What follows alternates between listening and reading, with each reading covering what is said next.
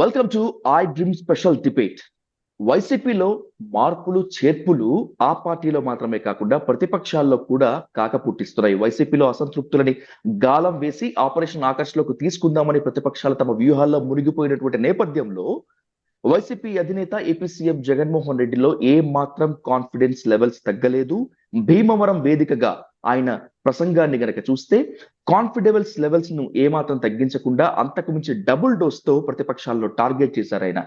ఎన్నికల శంకారవం భీమవరం వేదికగా AP CM Jaganmohan Reddy పూరించినటువంటి ఈ నేపథ్యంలో మునుముందు ప్రజల్లోకి జగన్మోహన్ రెడ్డి గారు డైరెక్ట్ గా వెళితే మార్పులు ఏ విధంగా ఉంటాయి, ప్రతిపక్షాల వ్యూహాలు ఏ విధంగా ఉంటాయి అనేటువంటి దానిపై రాజకీయ పరిణామాలపై డీటెయిల్ గా చర్చిద్దాం. ఆంధ్రప్రదేశ్ అధికార భాషా సంఘం అధ్యక్షులు విజయ్ బాబు గారితో ఈ రోజు క్రాస్ ఫైర్ విత్ విజయ్ సాధు.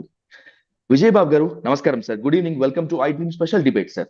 నమస్తే సార్, మార్పులు చేర్పులు ఖచ్చితంగా ఉంటాయని చెప్పారు జగన్మోహన్ రెడ్డి గారు. ఆ పంధాలను దూసుకు వెళ్తున్నారు. కొన్ని చోట్ల అసంతృప్త జ్వాలలు పైకి ఎగిసినప్పటికీ, ఒక చోట ఒక ఎమ్మెల్సీ పార్టీకి హ్యాండ్ ఇచ్చి జనసేన గూటికి చేరినప్పటికీ ఎక్కడా కూడా జగన్మోహన్ రెడ్డి గారు వెనక్కి తగ్గటం లేదు.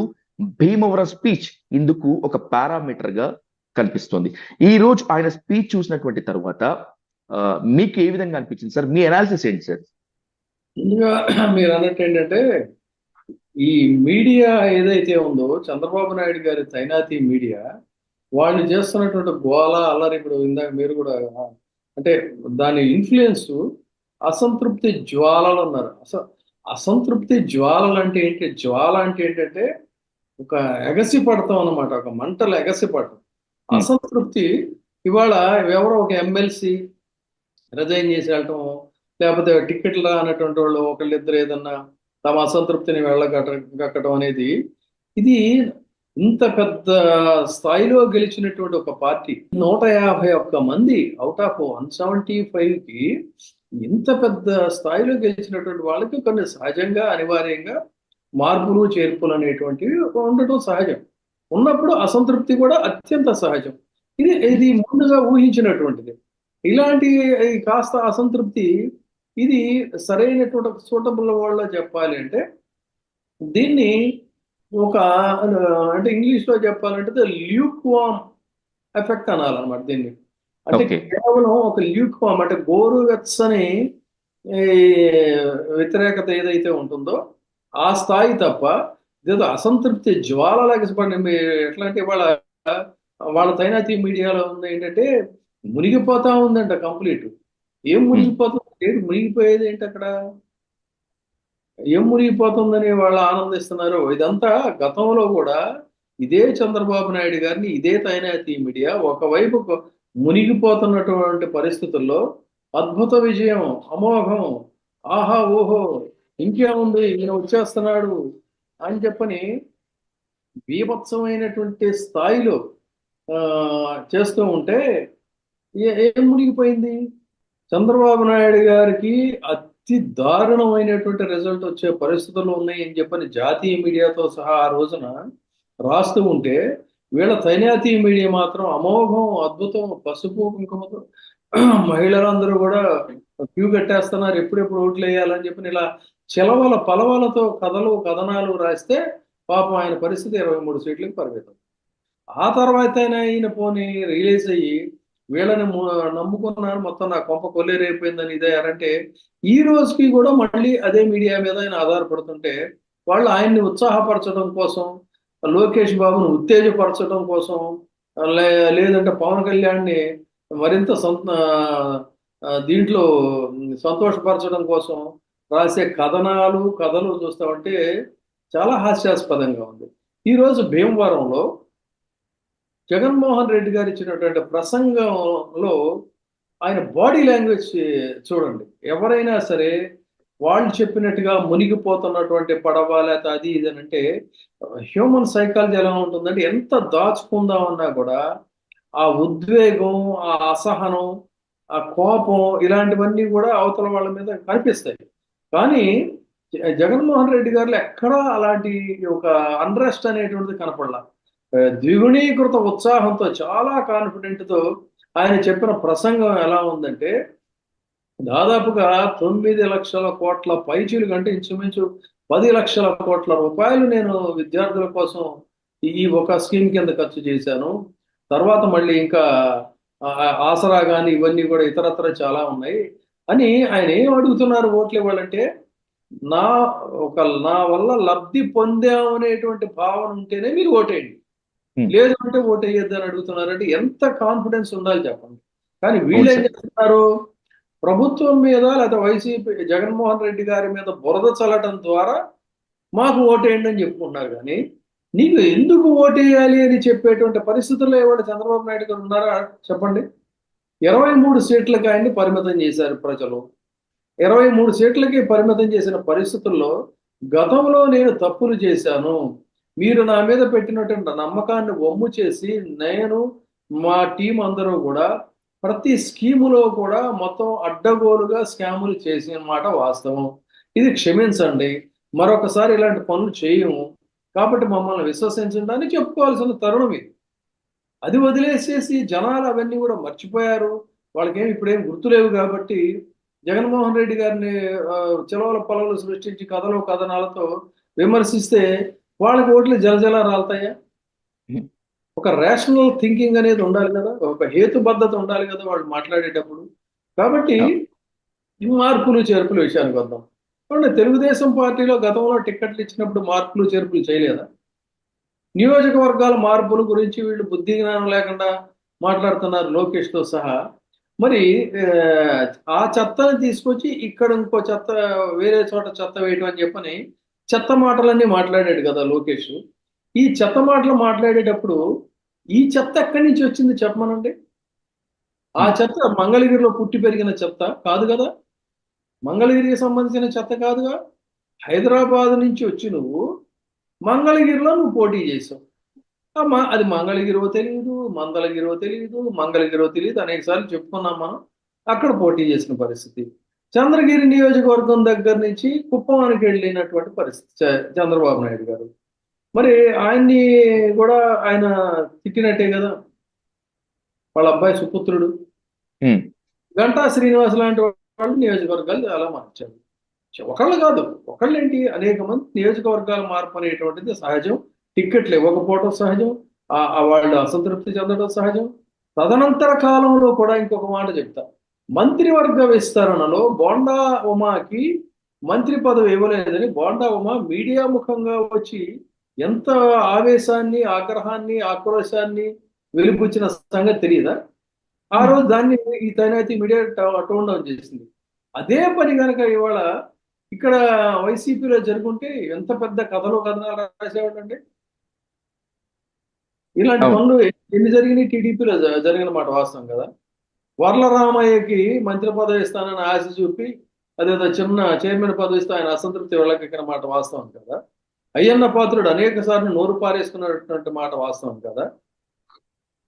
ఇలా ఎంతమంది ఎన్ని పాత వ్యవహారాలని చెప్పుకుంటూ పోతారు. కాబట్టి ఉమ్, వీళ్ళ పని ఏంటంటే ఇక్కడ రంధ్రాన్వేషణ చేసే పరిస్థితి. కానీ ఇక్కడ గమనించాల్సింది ఏంటంటే చాలా శాస్త్రీయంగా, హేతుబద్ధంగా నియోజకవర్గాల్లో గెలుపు గుర్రాల అని ఎంపిక చేయటం అనేటువంటి కసరత్తు శాస్త్రీయంగా జరుగుతుంది చెప్పాలన్నట్లయితే. కాబట్టి ఉమ్. ఇందులో ఆయన ఏమాత్రం కూడా చెలించేది లేదు. అసంతృప్తులు అనేటువంటి వాటిని ఊహించినటువంటి పరిస్థితే, వాళ్లే తర్వాత సద్దుమణిగేటువంటి పరిస్థితి వస్తుంది. ఇక కొంతమందిని పెద్ద పట్టించుకోవాల్సిన అవసరం లేదు, ఆల్రెడీ వెళ్ళిపోవాల్సినటువంటి వాళ్ళు వెళ్ళిపోయారు. ఇంకా ఒకవేళ అలాంటి పరిస్థితులు ఉన్నా కూడా దాని ప్రభావం ఈ పార్టీ మీద ఉండేది ల్యూకవామ్ ఎఫెక్టే తప్ప పెద్ద డ్యామేజ్ అయ్యే పరిస్థితి ఉండదు అనేది మనం స్పష్టంగా చెప్పుకోవచ్చు. సార్, కానీ సాధారణంగా అధికార పార్టీ నుంచి ఎవరైనా కూడా వెళ్ళిపోతే అధినేతలు కాస్త అసంతృప్తో లేకపోతే ఆగ్రహమో కనిపిస్తుంది. ఇప్పుడు వైసీపీ ఎమ్మెల్సీ జనసేన గూటికి చేరిన నేపథ్యంలో భీమవరంకి వచ్చినటువంటి జగన్మోహన్ రెడ్డి గారిలో ఎక్కడా కూడా ఒక లో లెవెల్ కనిపించలేదు. ప్రతిపక్షాలకి అదే స్థాయిలో డోస్ ఇచ్చారు. ఆ రేపు అంటే is this a warning sir? రేపు ఎంతమంది ఉన్నా వెళ్ళిపోయినా కూడా నాకు ప్రజలే బలం, నేను ఇదే స్పీడ్ తో వెళ్ళిపోతాననేటువంటి వార్నింగ్ టోన్ అనుకోవచ్చా సార్? మీకు ప్రజాబలం ఉన్న నాయకుడిని ఎవరు కూడా ఏమీ చేయలేరండి. మీకు ఉదాహరణ ఇందిరాగాంధీని ఇప్పుడు జనరేషన్ వాళ్ళకి తెలియదేమో కానీ ఉమ్, కాంగ్రెస్ పార్టీ పూర్తిగా బహిష్కరిస్తే ఆమె ఇందిరా కాంగ్రెస్ అనేటువంటి ఒక పార్టీని పెట్టి అవును సార్. అసలు ఏమాత్రం కూడా రాజకీయంగా ఒక గుర్తింపు కానీ పరిణతి కానీ లేనటువంటి ఒక కొంతమందిని సెలెక్ట్ చేసి పెడితే మొత్తం ఆంధ్రప్రదేశ్ అంతా స్వీప్ చేసి పడేసింది ఇందిరా కాంగ్రెస్. కర్ణాటకలో కూడా అదే ఫలితాలు వచ్చాయి. కాబట్టి నాయకుడు పట్ల ఉండేటువంటి ఒక విశ్వసనీయత, నమ్మకం అనేటువంటిదే ప్రాతిపదిక. ఇక్కడ ఈ రాష్ట్రంలో జగన్మోహన్ రెడ్డి గారి మీద అట్టడుగు వర్గాలకి, మధ్యతరగతి వర్గాలకి ఆ విధమైనటువంటి ఒక నమ్మకం, విశ్వాసం ఉంది కాబట్టి ఎటువంటి పరిస్థితుల్లో కూడా ఆయన ఇటువంటి పిచ్చి రాతలకో, పిచ్చి ప్రచారాలకో, ప్రసారాలకో కంగారు పడాల్సినటువంటి అవసరం లేదు కాబట్టి రేపు జరగబోయేది ఏమిటో తెలుసు. అదే విధంగా అవతల పక్కన ఉన్నటువంటి వ్యక్తి ఎవరు చెప్పండి. జగన్మోహన్ రెడ్డి గారి ప్రభుత్వంలో వీళ్ళు ఊరికే చిలవల పొలవలు రాయటమే తప్ప లేదు, గతంలో ఆయన ముఖ్యమంత్రి కావడానికి ముందు ఆయన మీద పెట్టిన అక్రమ కేసులనే పదే పదే ఎప్పటికీ ఉటంకిస్తున్నారు. కానీ ఈ ప్రభుత్వంలో అవినీతి అనేటువంటిది ఏమైనా జరిగిందా? మరి చంద్రబాబు నాయుడు గారి ప్రభుత్వంలో ఎన్ని లక్షల కోట్ల, ఎన్ని వేల కోట్ల రూపాయల అవినీతి, ఎన్ని స్కాములు జరిగాయి అనేది మనం రోజు చర్చిస్తూనే ఉన్నాం. అలాంటి వ్యక్తి ఇవాళ ఎందుకు అతని పట్ల ప్రజలు విశ్వాసం చూపి, మళ్ళీ నమ్మకం చూపి తిరస్కరించినటువంటి వాళ్ళు ఓట్లేస్తారు చెప్పండి. ప్రజాస్వామ్యంలో గెలుపోవటంలో సహజమే. అయితే ఏంటి, ఒక స్థాయి వరకు ఉంటే. కానీ వీళ్ళ అవినీతి పీక్స్కి వెళ్ళిపోయింది కదా. పీక్స్కి వెళ్ళిపోయినటువంటి అవినీతిని జనం ఎలా మర్చిపోతారు చెప్పండి. ఆ దోపిడీని అడ్డగోలుగా దోపిడీ చేశారు కదా, రాష్ట్రాన్ని అడ్డగోలుగా దోపిడీ చేసేసారు కదా. అలాంటిది కాబట్టి వీళ్ళు ఒక ఫ్రస్ట్రేషన్లో మీకు ఇవాళ వాళ్ళ ప్రకటనలు కానీ లేదు వాళ్ళ తాలూకు మీడియా ప్రచారాలు కానీ ఇవన్నీ చూస్తూ ఉంటే వాళ్ళల్లో ఒక ఫ్రస్ట్రేషన్ అనేటువంటిది క్లియర్గా కనిపిస్తూ ఉంది. ఆ ఫ్రస్ట్రేషన్లో మచ్చుకు కూడా ఎక్కడ జగన్మోహన్ రెడ్డి గారి ప్రసంగాల్లో కానీ, ఆయన బాడీ లాంగ్వేజ్లో కానీ, ఆయన వ్యవహార శైలిలో కానీ కనిపించడం లేదంటేనే ఒక దృఢ సంకల్పంతోనే ఆయన ముందుకెళ్తున్నారు. ఖచ్చితంగా అనుకున్నటువంటి విజయాన్ని సాధిస్తారంటంలో సందేహం లేదు. అంతేకాకుండా చాలా ఒక శాస్త్రీయంగా ఎక్సర్సైజ్ కసరత్తు జరుగుతుంది కాబట్టి చాలా మునుముందుగా ఇక్కడ లిస్టుని ప్రిపేర్ చేసుకొని వాళ్ళు ప్రచారానికి వెళ్తారు. కానీ ఇవాళ ప్రతిపక్షంలో ఉన్నటువంటి పార్టీ యొక్క పరిస్థితి ఏంటంటే కాసేపేమో అనుకోకుండా పాపం డికే శివకుమార్ కాంగ్రెస్ కర్ణాటక ఉప ముఖ్యమంత్రి కలిశాడంట. అనుకోకుండా ఉప ముఖ్యమంత్రి కాంగ్రెస్ వైపు కాసేపు చూస్తుంటాడు, కాసేపు ఏమో ఏదో ఒక క్షణంలో ఏదో రకమైనటువంటి పిలుపు రాకపోతుందా అని చెప్పని అటు బీజేపీ వైపు ఇంకా ఆశగా చూస్తూ ఉంటాడు. కాదన్నట్లయితే వెనక భాగాన కమ్యూనిస్టులను రిజర్వ్ చేసుకొని మరీ పెట్టుకొని ఉంటాడు.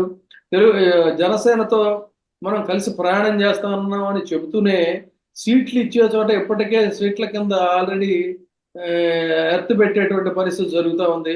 ఫలానా నియోజకవర్గంలో కనుక వీళ్ళు అడిగినట్లయితే ఇబ్బంది అవుతుంది అని కొన్ని చోట్ల వినవస్తుంది. ఏంటంటే టికెట్ ఇచ్చినా కూడా అక్కడ మాత్రం ఓటు ఎటువంటి పరిస్థితుల్లో కూడా షిఫ్ట్ అవ్వదని చెప్పని ఇలా రకరకాలైనటువంటి గందరగోళాల్లో ప్రతిపక్షం ఉంటే వాళ్ళ వ్యవహారాలు వాళ్ళు చక్కదిద్దుకోక అధికార పార్టీలో ఉన్న అసంతృప్తుల గురించి వాళ్ళ గురించి ఏంటంటే మాట్లాడుకున్నది. ఒక ఎమ్మెల్సీ వెళ్ళిపోతే కొంపలు మునిగిపోయినాడు, నావ మునిగిపోతుందంట. పైగా ఇప్పుడు వార్తలు కూడా మెయిన్ ఎడిషన్ అని చెప్పని, డిస్ట్రిక్ట్ ఎడిషన్ అని, సిటీ ఎడిషన్ అని ఇలా ఉంటాయి. ఆ వార్త ప్రాధాన్యాన్ని బట్టి వేసుకోవాలి. ఒక వాలంటీరు రిజైన్ చేసి తెలుగుదేశం పార్టీలో చేరితే వాలంటీరు లక్షల మంది ఉన్నది. అది చాలా ప్రముఖమైనటువంటి వార్తగా వేస్తాడంటే అది జర్నలిజం అనాలా, దిగజారుడుతనం అనాలా, ఏమనాలి చెప్పండి? ఒక స్థాయి ఉండాలి కదా దేనికైనా కూడా. అవును సార్. వాలంటీర్ తెలుగుదేశం పార్టీలో చేరాడంటే అది పెద్ద ప్రముఖంగా వీళ్ళు మెయిన్ ఎడిషన్ లో వార్తేస్తారు. మరి నేను జర్నలిజం నేపథ్యం నుంచి వచ్చా, సంపాదకుడిగా చేశాను నేను. మరి అలాంటి వెకిలి పనులు, వెర్రి పనులు మేము ఎప్పుడు చేయలేదే. దేనికైనా ఒక స్థాయి ఉంటుంది. ఏ ఎడిషన్లో వేయాలి, ఏ పేజీలు వేయాలి, ఎంత స్థాయిలో వేయాలని. కాబట్టి ఇక్కడ జరుగుతున్నటువంటిదంతా కూడా ఏంటంటే అతి నీచమైనటువంటి ప్రచారం. దీన్ని ప్రజలు పట్టించుకోరు. డెఫినెట్ గా మళ్ళీ రేపు ఒక థంపింగ్ మెజారిటీతో జగన్మోహన్ రెడ్డి గారు గెలుపు గుర్రం మీద అధిరోహించడం అనేటువంటిది జరిగేది. సార్, బెంగళూరు వేదికగా చంద్రబాబు నాయుడు గారితో డికే శివకుమార్ గారి భేటీ అంటే అది అనుకోకుండా జరిగినట్లు వాళ్ళు చెప్తున్నప్పటికీ కూడా కాంగ్రెస్ కి పునరుజ్జీవం ఇచ్చేందుకు డికే శివకుమార్ వైఎస్ షర్మిల గారిని ముందు పెట్టుకొని ఏపీ మీద ఫోకస్ పెట్టారు అనేటువంటిది ఒక వార్త సార్. రేపు షర్మిల గారు చేరినా చేరకపోయినా కూడా ఏపీలో కాంగ్రెస్ వైఎస్ఆర్ కాంగ్రెస్ ని ఢీకొట్టే శక్తిగా మారుతుందా సార్ అసలు? అసలు తెలుగుదేశం పార్టీ అంటేనే చంద్రబాబు నాయుడు గారి రాజకీయం అంటేనే చూపుల గుర్రం అని అర్థం ఉంది. అదొక చూపుల గుర్రం. దానికి ఎప్పుడు కూడా ఒక నిబద్ధత, ఒక స్థిరమైనటువంటి ఒపీనియన్ ఇది ఉండదు. పచ్చి అవకాశవాద రాజకీయాలు. అదే చెప్తున్నా నేను. అటు పక్కనేమో ఢిల్లీలో ఆల్రెడీ బీజేపీలోకి తోసిన వీళ్ళ మూల స్తంభాలు కొన్ని ఉన్నాయి, టీడీపీ మూల స్తంభాలు. ఆ మూల స్తంభాలేమో నిరంతరంగా అటు అమిత్ షా గారితోనూ మోడీ గారితో ఏదో ఒక రోజు పిలుపు రాకపోతుందా అని చెప్పని వాళ్ళ ప్రయత్నాలు వాళ్ళు చేస్తున్నారు. ఇటు పక్కన బీజేపీ పార్టీని బలోపేతం చేయవమ్మా అని చెప్పని పార్టీ అధ్యక్షురాలిగా చేస్తే బీజేపీ అధిష్టానం ఆవిడ 24 గంటలు కూడా ఇక్కడ చంద్రబాబు నాయుడు గారికి మేలు జరిగేటువంటి రీతిలో ఆవిడ పత్రికా ప్రకటనలు ఉంటున్నాయి. కేవలం ఒక పేపర్ టైగ్రెస్ గా మారి ఆ పత్రికా ప్రకటనలు తప్ప కార్యక్రమాలు ఏమీ కనిపించడం లేదు. అది అలా ఉంటే కమ్యూనిస్టులను ఆల్రెడీ రిజర్వ్ చేసి పెట్టుకొని ఇటు పక్కన కాంగ్రెస్ పార్టీ తెలంగాణలో గెలిచింది కాబట్టి కాంగ్రెస్ తో ఆల్రెడీ గతంలో ఆయన ఫెయిల్ అయిన పరిస్థితి తెలుసు, కర్ణాటక ఎలక్షన్స్ అప్పుడే. కాబట్టి మళ్ళీ అసలు కాంగ్రెస్ కూడా కలుపుకొని అటు కాంగ్రెస్ కమ్యూనిస్టు మనము కలిసి వెళితే ఎలా ఉంటుంది? ఈ గోల, జనసేన గోల మనకు ఉండదు, ఏదైనా Janasena blackmailing, emotional blackmailing మనకు ఉండదు, ఏదో రకంగా వదిలించుకోవచ్చు, అడిగి అతనే వెళ్ళిపోతాడు. ఎందుకంటే కాంగ్రెస్ వాళ్ళ పంచలు ఓడగొడతానని చెప్పని తిట్టినటువంటి శత్రుత్వం ఉంది కదా. అందుకని కాంగ్రెస్ ని కలుపుకుంటే ఈ జనసేన తలనొప్పి వదిలిపోతుంది మనకి అని ఇన్ని రకాలైనటువంటి నిలకడలేని రాజకీయాలు. అటు పైగా అనుకోకుండా కలంటే ఇప్పుడు మనం వెళ్తుంటా ఉంటే ఎయిర్పోర్ట్ లో వెళ్తున్నప్పుడు మనం అందరితో ఫ్రెండ్లీగానే ఉంటాం, లేకపోతే చాలా మంది రాజకీయ నాయకులు ఫ్రెండ్లీగా ఉంటారు.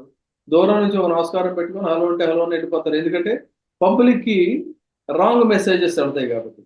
హైదరాబాద్ నుంచి విజయవాడ వచ్చేటప్పుడు, విజయవాడ హైదరాబాద్ వచ్చేటప్పుడు అటు తెలుగుదేశం పార్టీ నాయకులు కానీ, ఇటు వైసీపీ నాయకులు కానీ, ఇతరత్ర నాయకులు కానీ అనేక మంది ఒకరికొకరు తారసపడుతూనే ఉంటారు. ఓ నమస్కారం అని ప్రతి నమస్కారం చెప్పుకొని వెళ్ళిపోతారు, లేకపోతే చూసి చూడండి వెళ్ళిపోతుంటారు. ఎందుకంటే పబ్లిక్ రాంగ్ మెసేజ్ వెళ్ళకూడదు. కానీ ఇక్కడ అంటే అనుకోకుండా కలిశాడండి. ఇదంతా ముందస్తు ఏర్పాట్లు కాదు, ఇలాంటివన్నీ ఎన్ని చూడలేదు మనం గతంలో. కాబట్టి చంద్రబాబు నాయుడు గారి యొక్క వ్యవహార శైలి అనేటువంటిది, ఆయన చూపుల గుర్రం. టీడీపీ అంటే చూపుల గుర్రం. ఆ గుర్రం ఎటు చూస్తుందో ఏమిటో కూడా తెలియదు. ఆ విధంగానే ఇప్పుడు ఆ రాజకీయాలు నడుస్తున్నాయి. ఇవన్నీ కూడా రేపు టిక్కెట్ల పంపిణీలో ఖచ్చితంగా ఇటు జనసేనకి టీడీపీకి విభేదాలు భగ్గుమట. ఇందాక ఆగ్రహ జ్వాలలు అన్నారే మీరు, ఆ జ్వాలలు అప్పుడు చెలరేగుతాయి. దాన్ని అదుపు చేసే స్థితి ఉండదు. దానిని బట్టే వాళ్ళ యొక్క మైత్రి బంధం, ఎలా వాళ్ళు కలిసినా కూడా ఆ కార్యకర్తలు కలిసే పరిస్థితి ఉండదు. కలవకపోతే కలవకపోయారు, కామ్గా ఉండే పరిస్థితిలో ఉండదు అనేది చాలా స్పష్టంగా చెబుతున్నాను. ఆ అంశం మీద మళ్ళీ వాళ్ళు టికెట్లు అనౌన్స్ అయిన తర్వాత నేను చెప్పింది కరెక్టా కాదని మనం మళ్ళీ మాట్లాడుకుందాం. రైట్ సార్, తప్పకుండా sir. Thank you so much sir. Thanks for your analysis.